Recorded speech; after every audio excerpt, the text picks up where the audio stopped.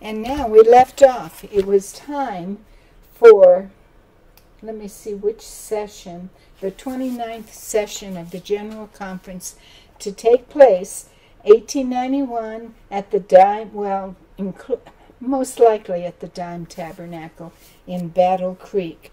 And Elder Haskell had come back from his travels across the ocean, we would say, even around the world, it would seem like.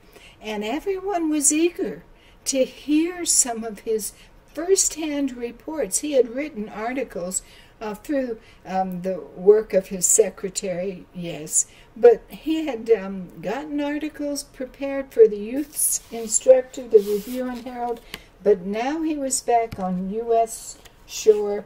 He spoke that Sabbath at the Dime Tabernacle on the February 28th, and the GC conference wouldn't start until a few days later.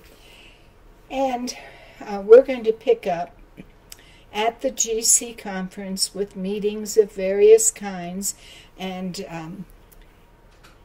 now we're going to read that one of the earliest reports to be rendered at that time, and one that thrilled the heart of the father of the tract and missionary societies, was brought by Mrs. S.L. Strong, General Correspondence Secretary for the International Tract and Missionary Society.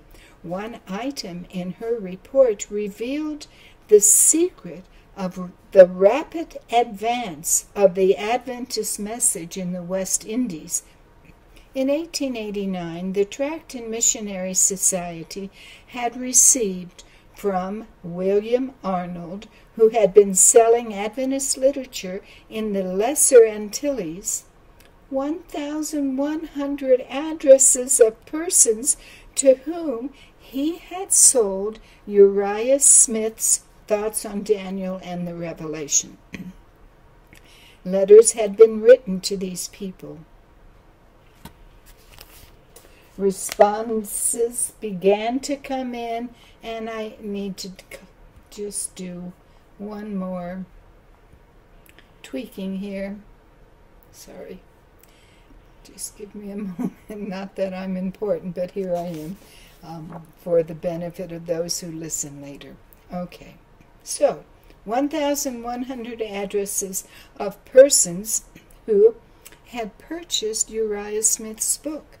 Letters had been written to these people. Responses began to come in, sometimes as many as 25 letters in one mail, expressing gratitude for what they had received.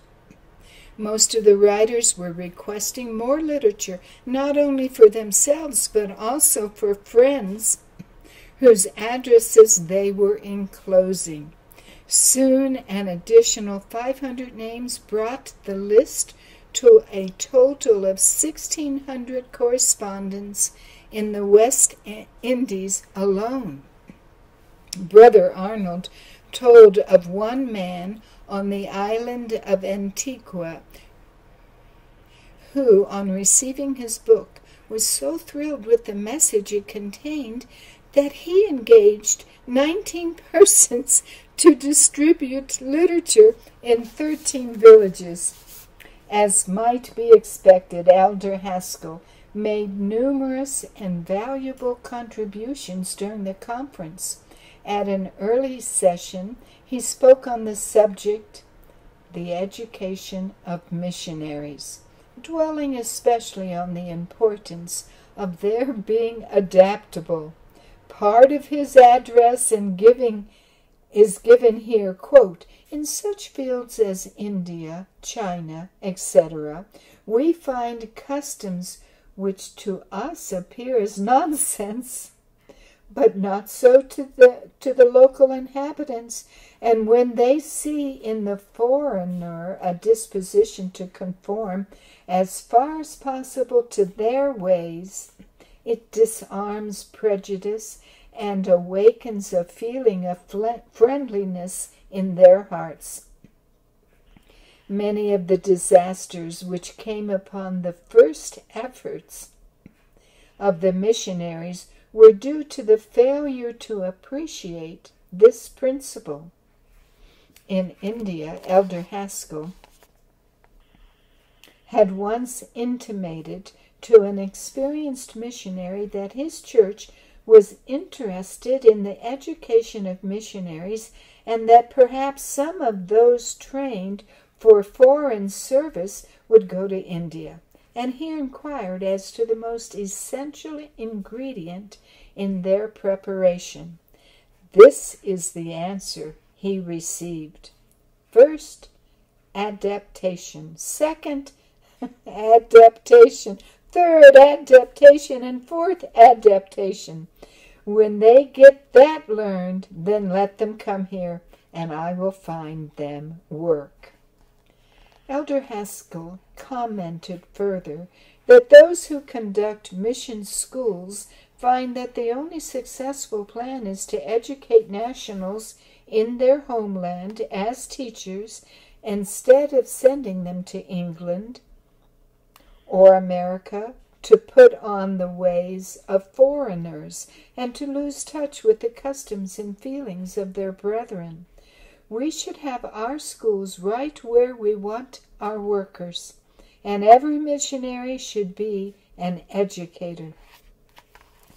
At the same General Conference session, Elder Haskell appealed earnestly for workers to be sent to distant lands that he had recently visited. He pleaded that teachers be chosen to open a school in Australasia, and also that Ellen White and her son W.C. White spend some time in that field. The mission board, immediately after the conference, invited them to go in the autumn. Thus, one of the most far-reaching results of Elder Haskell's visit to Australia was the work and widespread influence of Mrs. White and her helpers, who responded to the invitation of the General Conference to work there. That's not quite the history I remember, but this is what she is saying. That summer, Elder Haskell visited churches and camp meetings, preaching faith and courage and seeking to arouse interest in foreign missions. In September, he was once again elected president of the California Conference. Near the end of that year, he sent a progress report to the Seventh-day Adventist Publishing Association, later renamed the Review and Herald Publishing Association, regarding the California Conference, which in 1891 included California, Nevada, Utah, and Arizona, and had 80 workers.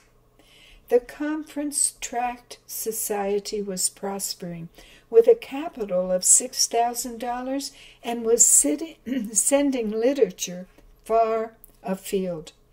Healdsburg College was overflowing with students. Several young men from overseas had graduated and returned as workers to Australia, New Zealand, and England. A rapid increase in patronage at the St. Helena Sanitarium had required an addition to its facilities.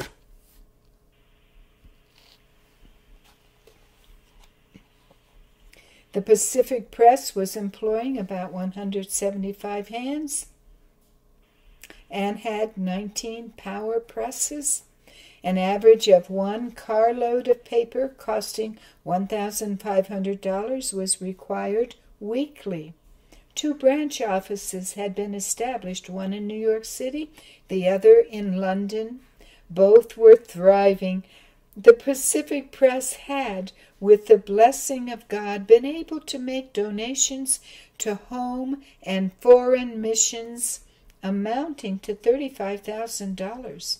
More than its original capital stock. These donations were in the form of their own publications. Pacific Press had also begun to publish the American Sentinel, Our Little Friend, and the Sabbath school worker. Elder Haskell found it restful to be free from the distressing sights and sounds of paganism. He was thankful that he was no longer required to make frequent, long trips away from home. Because of Mary's physical needs, he had rented a cottage on the grounds of the St. Helena Sanitarium. In a letter to Mrs. White, he wrote, "We are living in the St. John's cottage. Wife takes treatments each day.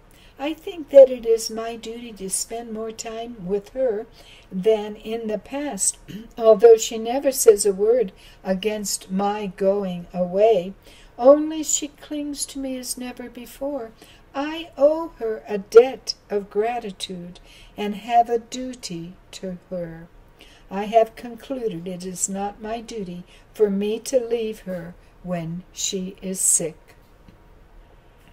We read from another letter, quote, "She wanted to come with me to California as never before, more to be with me or where I could come to see her once in a while. The only reason I didn't take her with me was our failure to provide a woman that we could rely on to take care of her while there, or while here. A helper was found, Anna Rasmussen. At St. Helena, Mary's health improved. Her husband traveled to San Francisco and bought a carriage for her use. For a few months, she and Anna rode out every day. That is her life," wrote Haskell. "But she has to be helped up and down stairs and also into the carriage.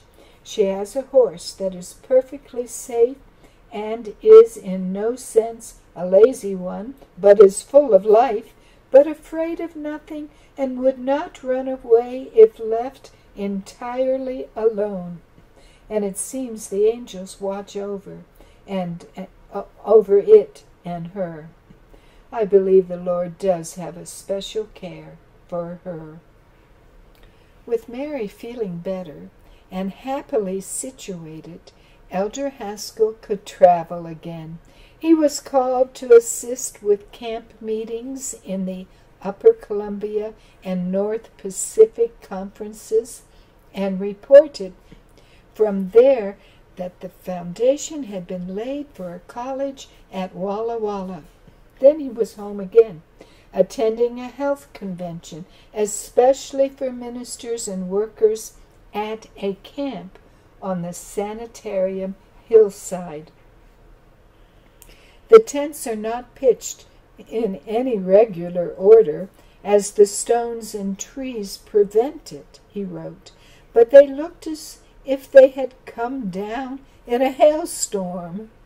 The assembly tent measured only 27 by 30 feet, making it necessary to place seats outside the tent to accommodate the overflow.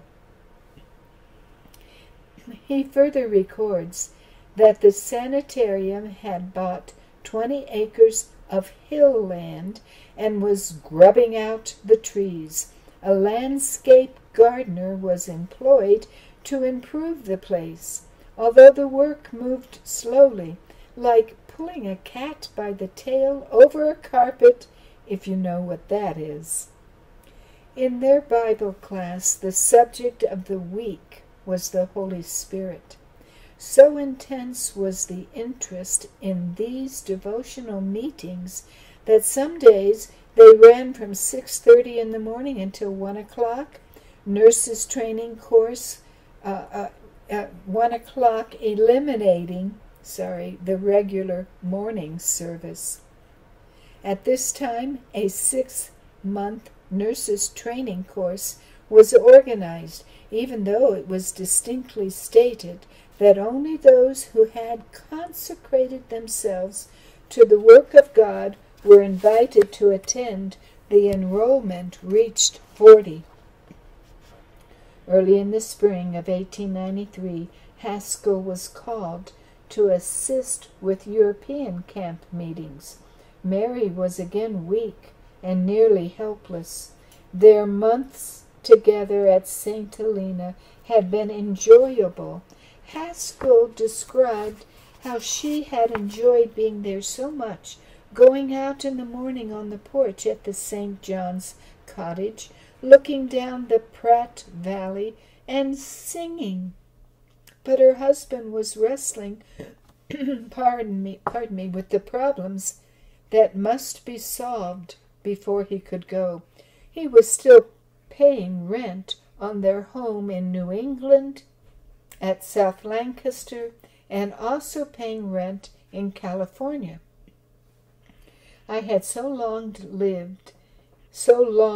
lived in New England, and kept such a large and open house for our brethren, that it becomes very difficult for me to adjust myself to the renting of 2 or 3 rooms, or rather a small house of a few rooms, scantily furnished, and having my library scattered all over the country. Next, he faced the problem at St. Helena. He described it to Mrs. White. Quote, "It has been suggested that I go to Europe. Should I go? I would not feel free to leave Sister Anna Rasmussen with my wife and a team to drive around on these hills, so I felt that it would be best if it could be brought about to move from here to a place where the roads are more level. Napa was on my mind." And he traveled to that valley town. In a providential manner, he found a furnished house with even a cow in the barn and hens in their enclosure. Best of all, the rent was the same as he had been paying in St. Helena.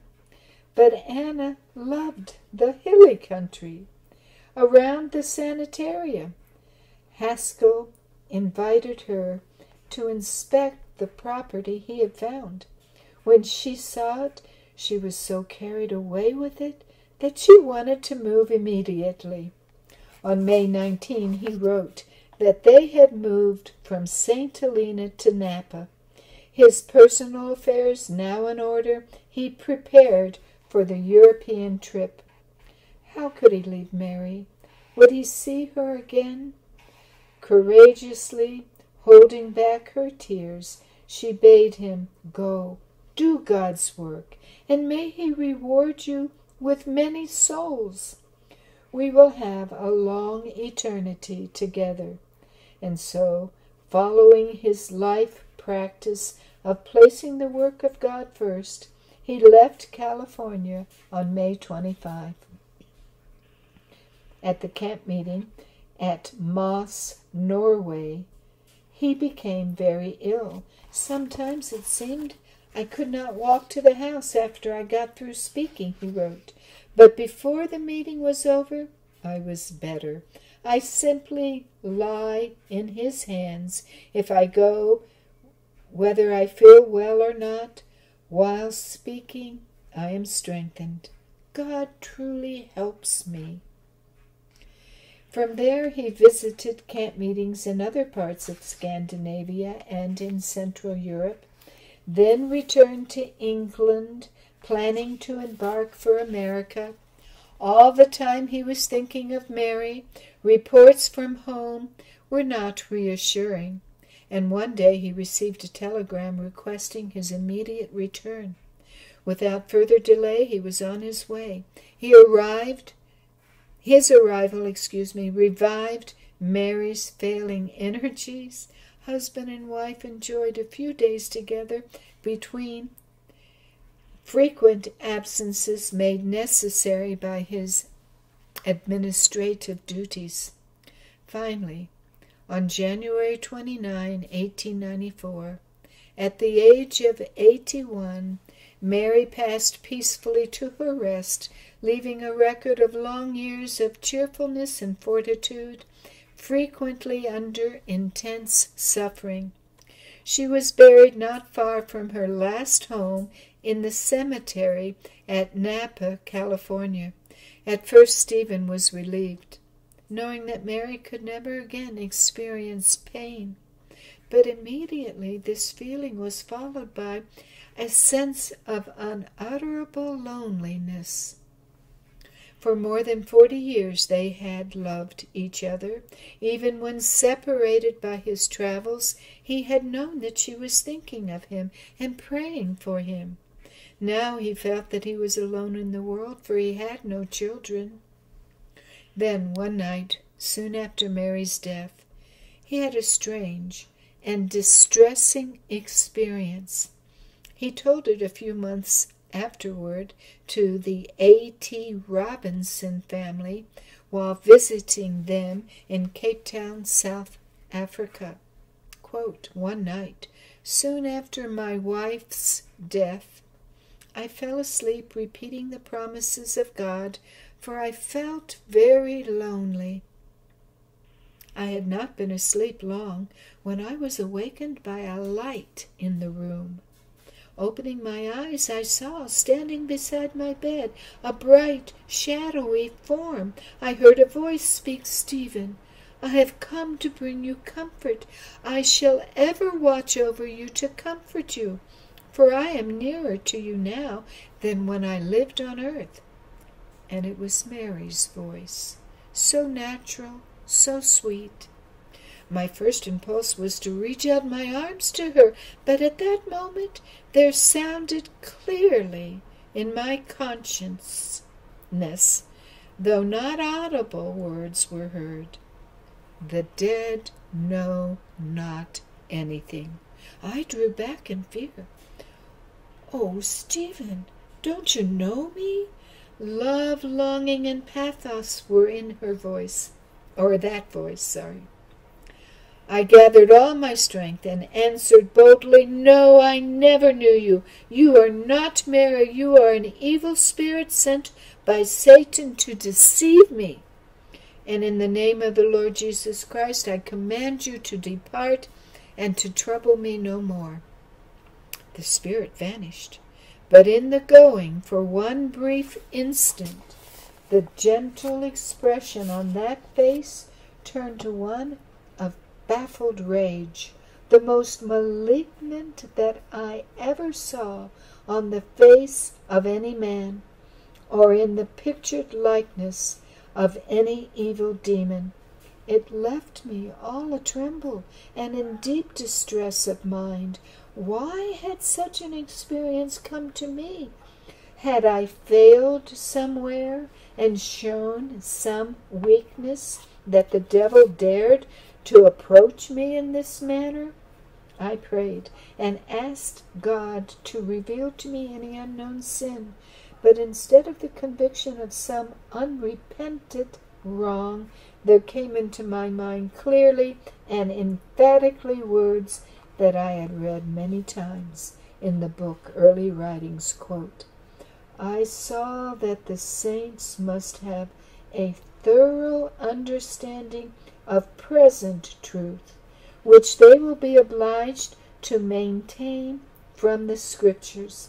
They must understand the state of the dead, for the spirits of devils will yet appear to them, professing to be beloved relatives or friends, who will declare to them unscriptural doctrines. The people of God must be prepared to withstand these spirits with the Bible truth that the dead know not anything." And that's page 262 in Early Writings. So, this is him writing still, or we're quoting him still. "So, with the knowledge that these evil spirits will appear even to the saints, we need have no fear that such experiences indicate God's displeasure, but that they are permitted as a test of our faith in the revealed instructions from heaven." I thanked and praised God that He had warned us against our subtle enemy who is seeking our destruction. For the living to the dead, never. What light can come from that source?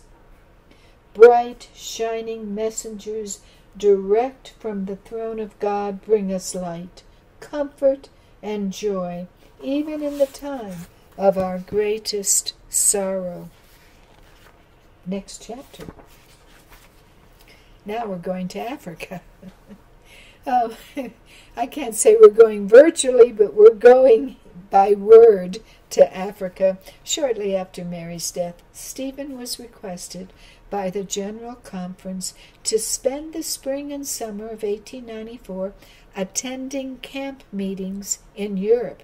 Then he journeyed to South Africa, landing in Cape Town August 29. He was welcomed by his old friend, Asa Robinson, president of the South African Conference. Almost immediately, Haskell inquired as to the progress of the work in South Africa during the 5 years since his first visit in 1889. Robinson replied, "Haven't you heard? We are no longer a mission field. We are now an independent, organized conference." Then for 2 hours, Haskell listened to a thrilling account of progress. A company had been organized in Cape Town and a church building erected, the first Seventh-day Adventist church in that city. It was only a few doors from his home on Rowland Street.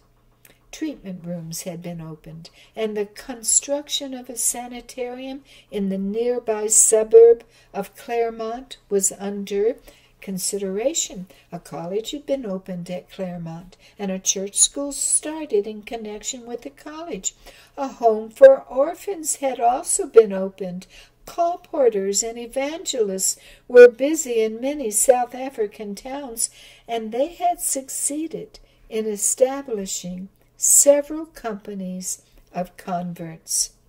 But Elder Haskell was most interested in Robinson's account of the securing of land for the establishing of a mission for African tribal people, the station that proved to be the first permanent Seventh-day Adventist mission to the pagans.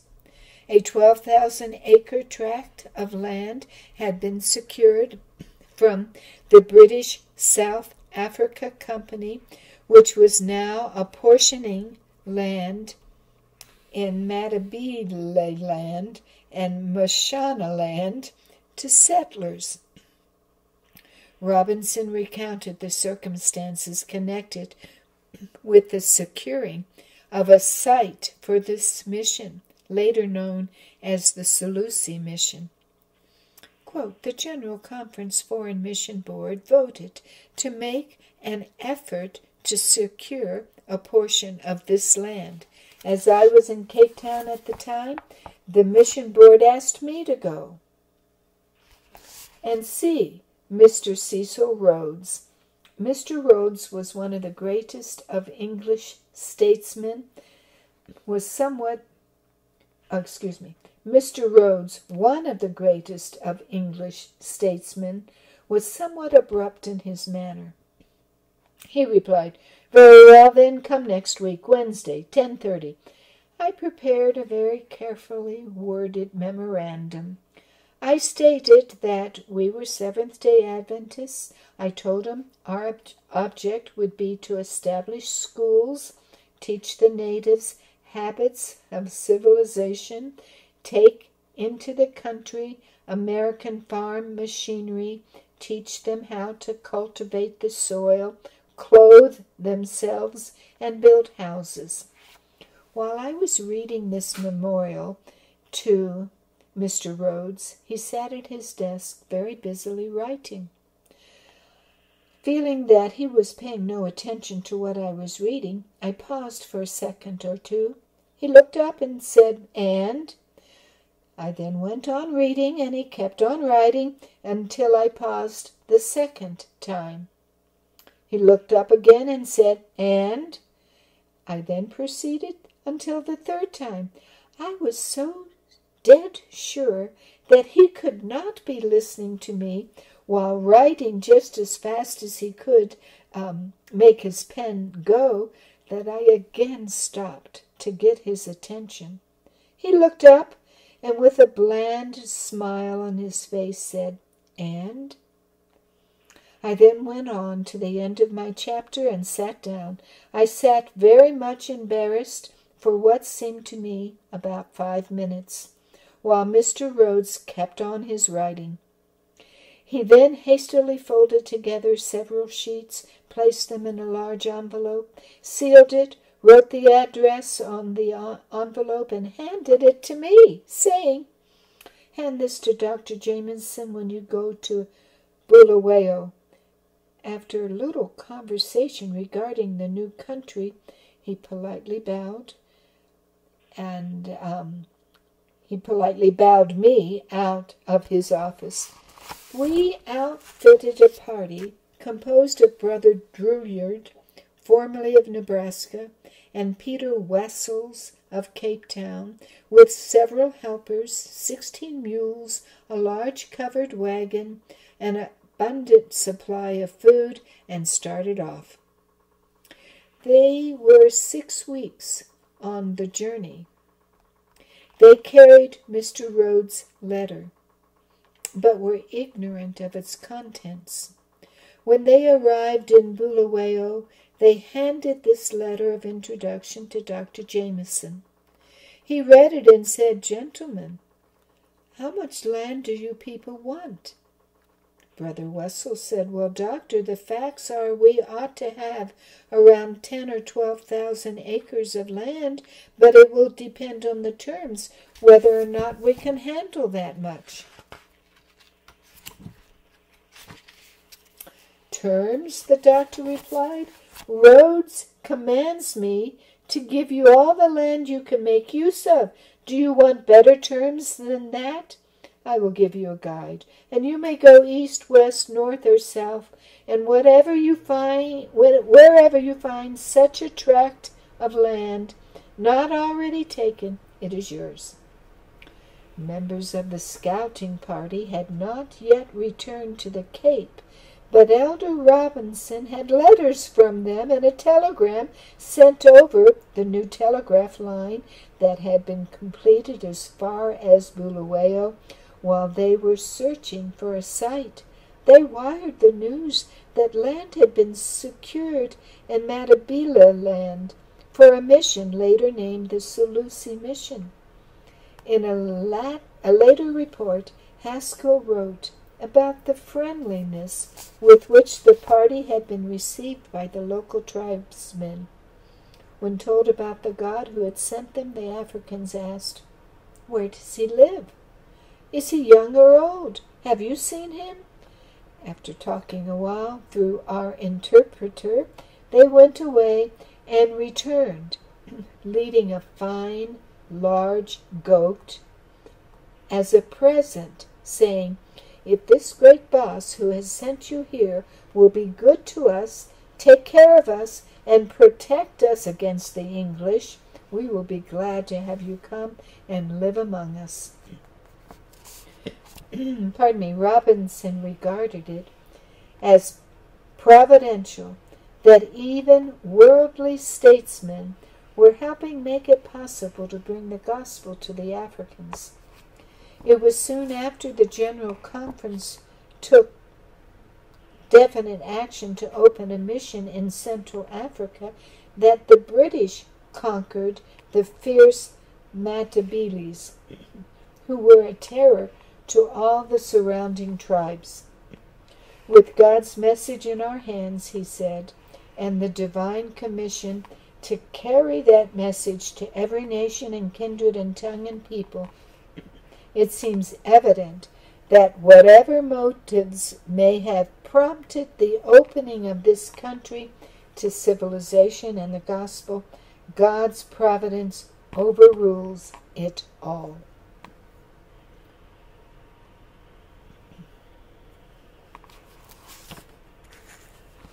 Haskell wrote that Bulawayo was suddenly experiencing a tremendous boom due to a report of gold diggings in that part of the country.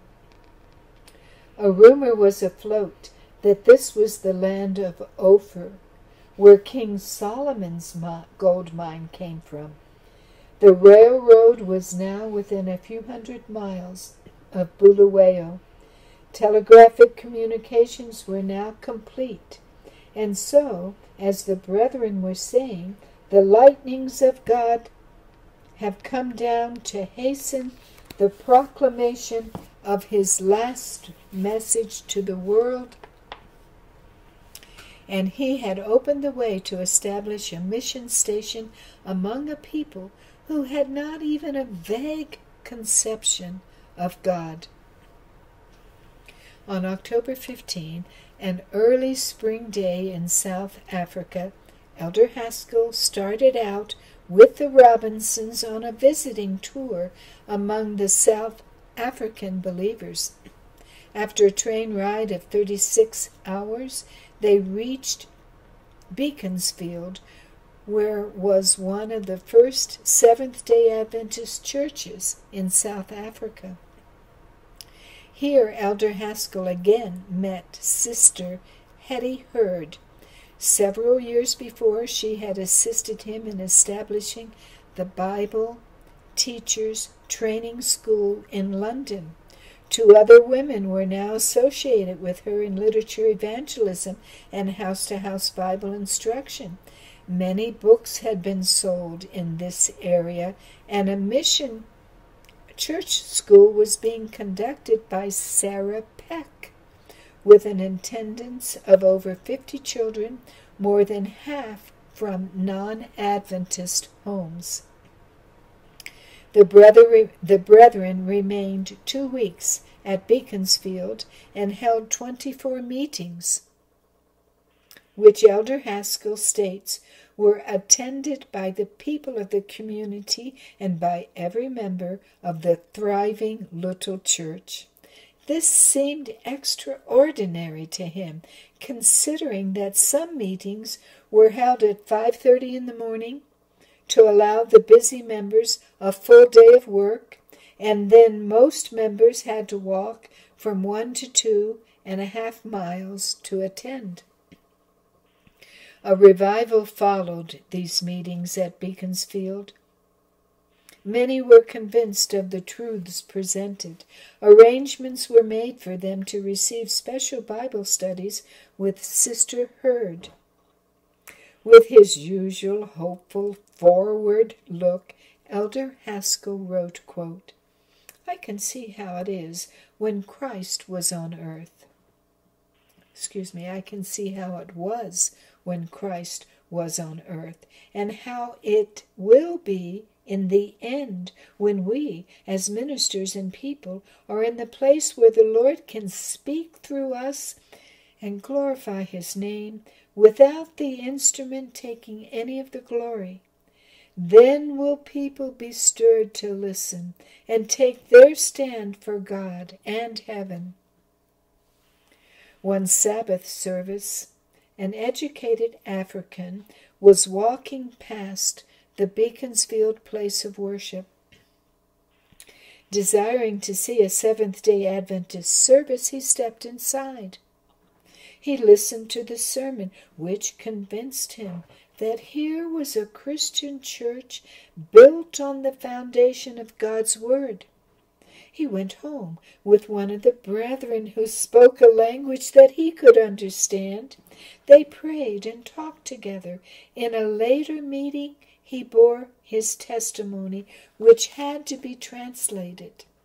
He said that he had thought himself pretty good because he did not smoke or drink and had no bad habits, but he found it was all self-righteousness.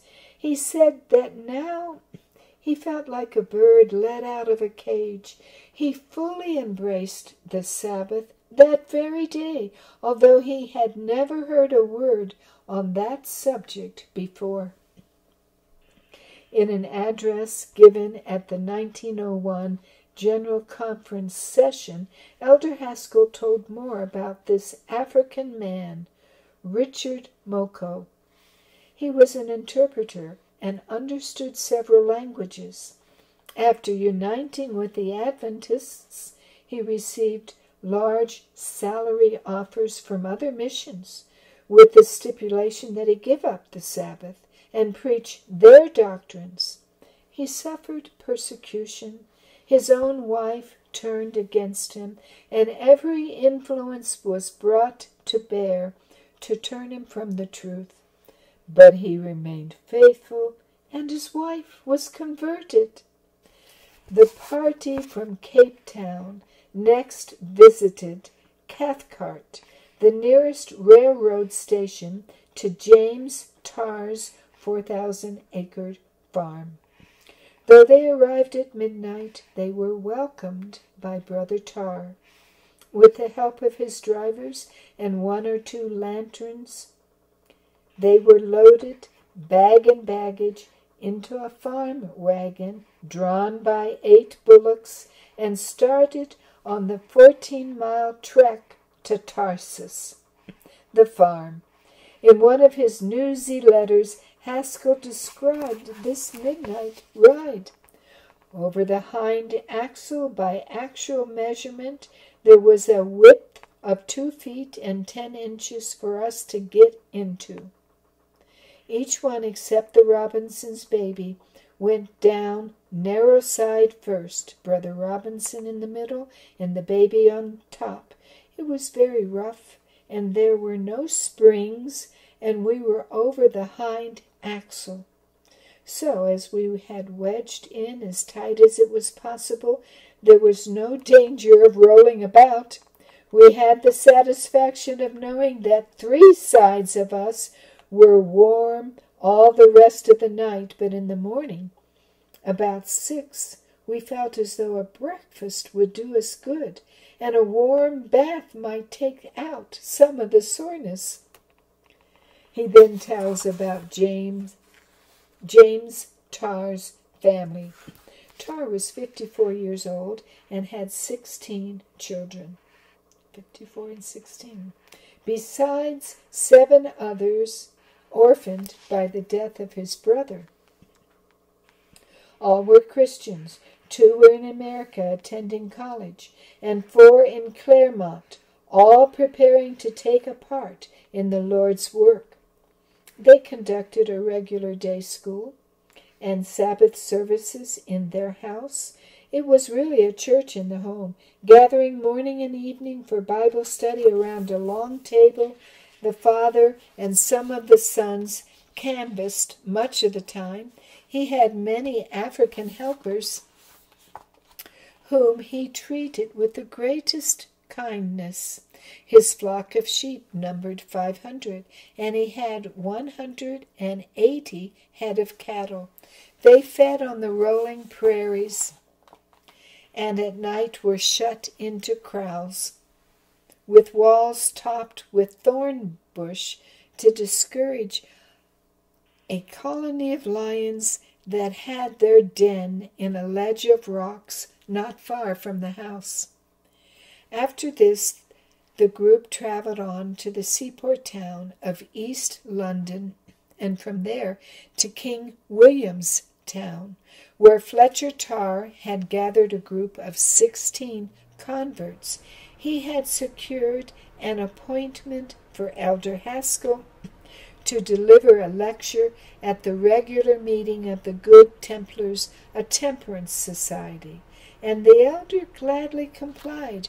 Much of the traveling in the eastern provinces was by ox wagon or 2-wheeled post cart. This afforded the travelers a good opportunity to view the country. Elder Haskell described the land owned in large tracts where many thousand of sheep and cattle were seen grazing on the hillsides in every direction. When there was plenty of rain, there was plenty of feed, and everything was in a prosperous condition. But in case of drought, which was common, there was a scarcity. The Robinson-Haskell party reached home Friday morning, November 23, after an absence of 5 weeks. Soon they were engaged in preparations for a Bible Institute scheduled to begin November 30. The institute was held at Claremont Union College with 100 present. Since it was vacation time at the school, workers and members attending from elsewhere were comfortably housed in the dormitories. This was the largest gathering of Seventh-day Adventists ever held in Africa up to that time. Early the following year, Elder Haskell, with several other brethren, had the privilege of interviewing Khama, Khama, Khama, king of the Bakunas. This people, a peaceable tribe numbering about 60,000, were protected by the British government. French missionaries had established several Christian missions among them. In Khama's country, the rains had failed and crops were poor. To prevent famine among his people, the king had forbidden them to sell to any other tribe garden or farm produce that they might raise. Some of his subjects protested this law. Khama, knowing that the British government always upheld the chiefs in their demands were reasonable, if their demands were reasonable, had come for the first time, the British government had come for the first time to the Cape to solicit aid in upholding his authority. Let me see if I got that correct. Let's read it again. Some of his subjects protested this law. Khama, knowing that the British government always upheld the chiefs if their demands were reasonable, had come, so Khama had come, for the first time to the Cape to solicit aid in upholding his authority. He was accompanied by his interpreter and the British commissioner, the Reverend Mr. Moffat. Of this Christian chieftain, Haskell wrote, Chief Khama evidently is a man of about 65 years of age, about 5 feet 10 inches in height, slim but well built, and of more than ordinary appearance. His step is light and quick. He neither snuffs nor smokes, although many of his people do. We learned from him that nearly all of his people are educated to read and write in their language, and now they are making an effort to learn the English language. He also was much interested in the suggestion of our plan of Christianizing the Matabeles. The Bakunas are strictly temperate.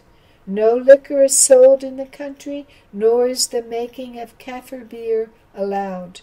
The penalty of banishment is rigidly enforced upon all, both white and black, who violate this just law. They are loyal to the king and to the principles he inculcates among them. We'll read one more. Well, maybe we can read more. Mrs. Drouillard, Mother D to nearly everyone who knew her, now mothered this African chief, who, in his endeavor to uplift his tribe, had made strict laws against intemperance and was endeavoring to keep drunkenness, debauchery, and the sale of intoxicants out of his country. She even wrote to Queen Victoria as secretary of the WCTU in South Africa, presenting the temperance principles of Khama and requesting that she instruct her representatives in Africa to uphold him in his efforts to prevent liquor dealers from debauching his people. One of Haskell's most exciting experiences was his trip into Basutoland in a two-wheeled postcart drawn by 4 horses. "Language cannot describe the roads," he wrote. "The hills we went over, the gorges we went through, the steeps we climbed, the ditches we went into in crossing streams." Imagine our feelings when we learned that the driver had not been over the road for 4 years. And it was such a road. There were no guideposts to go by. Nothing but one sight and the instinct of the horses. In vain was the candle lantern lighted and hung in the center under the cart, for the jolting of the cart, first to one side and then to the other as it struck some boulder, would put it out. A number of times the horses stopped, and although spirited, refused to move, until the driver got out and found the path and directed them to the right way. Then, without any urging, they would make haste to get in the right path, evincing a knowledge of the situation. Sometimes, contrary to the reining of the driver, the leaders would spring more than the distance of the width of the cart and lead the wheel horses by the right road down into a gully, when had they gone directly forward, we would have plunged over an embankment. After 17 hours of continuous travel, stopping only to exchange horses, the post cart drew up at the home of a resident missionary, a member of the Paris Evangelical Missionary Society. A warm welcome, a satisfying meal, and a sound sleep put the exploring traveler in condition for a tour of investigation. The following morning, he was shown through the chapel and classrooms, through printing and bookbinding departments where religious books and textbooks were printed for the mission. Then he was conducted through numerous other buildings where students were trained in such industries as blacksmithing, gardening, stonemasonry, and carpentry. He was told that there were 17 mission stations in that part of the country, all conducted by white farmers, besides 141 outstations or Christian schools conducted by trained African evangelists. Results of such practical education were evidenced by the many brick or stone houses instead of the usual pole and mud thatched huts. And I think we have a breaking point here, so we'll pick up next time, Lord willing, with his continued account of his visits there in South Africa. Let's close with prayer, please. Father, we're so thankful for the experiences we've read about tonight, about the work, the opening work there in South Africa, the establishment of the Salusi mission. Many of us know about that establishment and how important it was, and for the way you have opened up doors in the past, and we ask that you will please now finish your work. This was the beginning of the missionary work and the beginning of spreading the three angels' messages. But Father, we want to see the work finished. So please guide us just as you guided them. Guide us in the completion of this work, I ask. Bless all of our efforts, and may all of us be ready to meet you when you come. And I thank you in Jesus' name. Amen.